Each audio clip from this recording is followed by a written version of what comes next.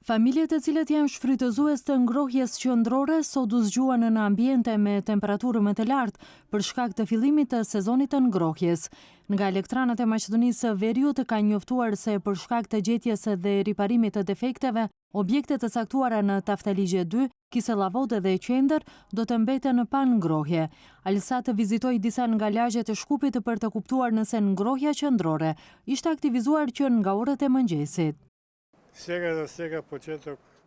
Tani për tani e pash që e kanë lëshuar, por shumë dobët ishte. Sipas motit, si është moti ashtu edhe ngrohjen e lëshojnë. Paguaj rreth 2000 denar, janë banesat e reja, jam i kënaqur për momentin. Për më tutje e shohim. Ngrohja punon, mirë është, prej në mëngjes mirë është, këtu në Lisiqe të re nuk kam problem, është shumë nxehtë, mirë është. Ishte mjaftueshëm për banesën tonë dhe gjithë ndërtesën, nuk ishte asnjë problem. Një pjesë e qytetarëve vlerësojnë se ngrohja duhej të ishte lëshuar më herët për shkak të temperaturave të ulta të ditëve të kaluara. Ndërkohë qytetarët që ngrohen me kondicioner thanë se faturat e rrymës vijnë shumë të larta.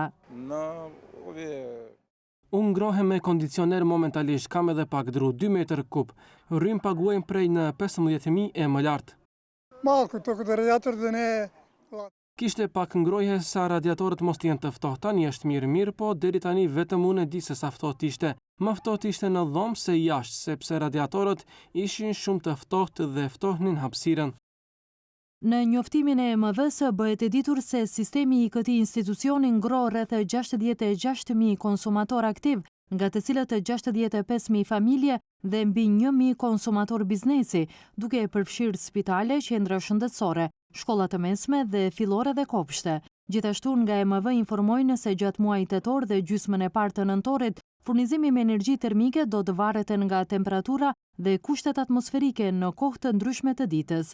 Kur temperaturat janë më të ulta, furnizimi i energjisë termike rritet dhe kur ato janë më të larta zvoglohet.